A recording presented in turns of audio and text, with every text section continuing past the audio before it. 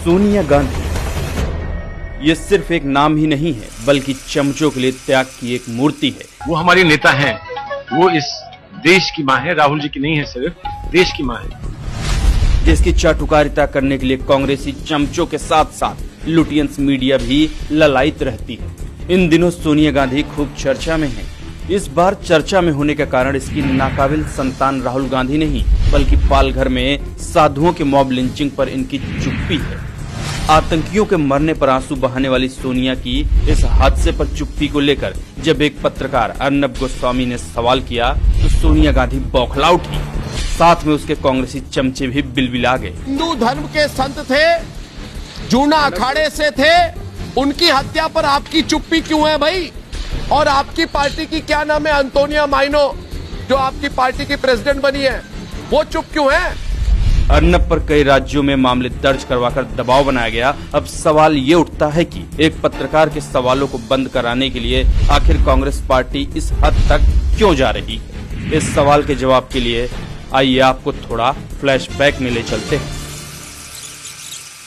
देश में 2004 से लेकर 2014 तक कांग्रेस के नेतृत्व में यूपीए की सरकार रही। पूरी दुनिया जानती है कि उस समय पीएम कौन थे और पीएम को 10 जनपद से चला कौन रहा था।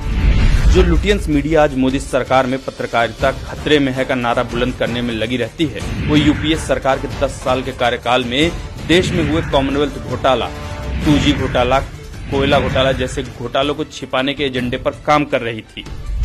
रवीश कुमार, बरखा दत्त, विनोद दुआ, राघव बहल, सागरिका घोष, राजदीप सरदेसाई, शेखर गुप्ता, ये तथाकथित बुद्धिजीवी पत्रकार सोनिया गांधी के महिमा मंडन में कोई कसर नहीं छोड़ रहे थे।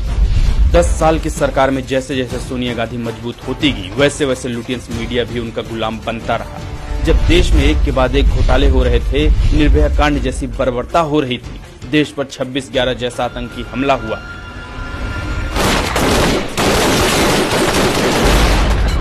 लेकिन ये गैंग सोनिया गांधी से सवाल करने की बजाय मुंह पर टेप लगाकर बैठा हुआ था।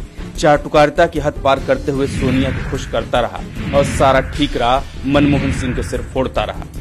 अब आप सोच रहे होंगे कि आज छोटी से छोटी घटना पर सीधे पीएम मोदी पर उंगली उठाने वाले खान मार्केट गैंग की उंगली उस समय क्यों टूट गई थी। इसका सीधा और सरल जवाब यह है कि सोनिया गांधी को खुश करने वाला यह गैंग ऐसी सुविधाएं पा रहा था जो बिना चाटुकारिता के संभव नहीं थी। पत्रकारिता की दलाली करने के नाम में सरकारी पुरस्कारों से इन्हें नवाजा जाता था। सरकारी खर्चे पर विदेश जाना, महंगी शराब का आनंद लेना, महंगे होटलों में रुकना आदि सुविधाओं में लालच में खान मार्केट गैंग सोनिया के खिलाफ लिखने या बोलने की हिम्मत नहीं जुटा पाया। अब वर्षों तक ऐसी चाटुकारिता मिलने के बाद सोनिया मैडम को कभी जवाब देने की आदत तो थी नहीं, इसलिए पत्रकार अर्नब गोस्वामी के सवाल इन्हें इतने चुभ गए और उनके चमचों में पत्रकार अर्नब पर मामले दर्ज करवाने की होड़ लग गई। लेकिन मजाल हो जो खुद को सर्वश्रेष्ठ समझने वाली चमचों की मां ने अपना मुंह खुला हो। चंद सवालों को लेकर पूरे देश में बवाल हो जाता है। सोनिया गांधी को मां कहकर सलामी दी जाती है। वहीं दूसरी तरफ जिस पत्रकार पर हमला किया जाता है उससे मुंबई पुलिस द्वारा लगभग 12 घंटे तक पूछताछ की जाती है। वर्षों से जनता को अपनी जागीर समझने वाले दरबारी पत्रकारों से अपनी तारीफों के कसीदे सुनने वाले लोगों को कठिन सवाल सुनने पर मिर्ची लगना लाजमी है। 16 अप्रैल को संतों की हत्या हुई। ये सोनिया सेना वाली सरकार ने 4 दिन तक इसे देश से क्यों छिपाया? और सोनिया गांधी को जान लेना चाहिए कि न उनका अंधेर राज है और न ही वो किसी पर अपनी नाकामी का ठिकरा रखकर खुद को मुश्किल सवालों से बचा लेंगी।